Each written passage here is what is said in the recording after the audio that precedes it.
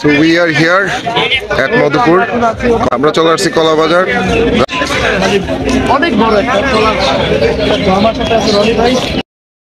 সকাল হলেই বিক্রির জন্য বিভিন্ন জাতের কলা নিয়ে মানুষ ছুটে আসে এই বাজারে। কেউ বা ভ্যান ভর্তি করে, কেউ সাইকেলের দুপাশে বেঁধে, অনেকেই আসে ট্রলি ভর্তি সহ বিভিন্ন যানবাহন করে। তাই তো চাহিদা অনুযায়ী এখান থেকে কলা কিনে নিয়ে যায় ব্যবসায়ীরা। ট্রাক ভর্তি করে ঢাকা, চট্টগ্রাম সহ বড় বড় শহরে পাঠানো হয় এই এলাকার কলা। আর আমার সাথে ছিল টাঙ্গাইলের কিছু ছোট ভাই, আজিজুল, রাজু, মানিক আর কয়েকজন ছিল। এখন টাঙ্গাইলের বিখ্যাত কলা বাজার ঘুরে দেখব আর আনারস বাজার। আজকে দেখি কয়টা আনারস খাইতে পারি। এই যে দেখতেছেন আনারস। কত করে মামা? 20 টাকা পিস।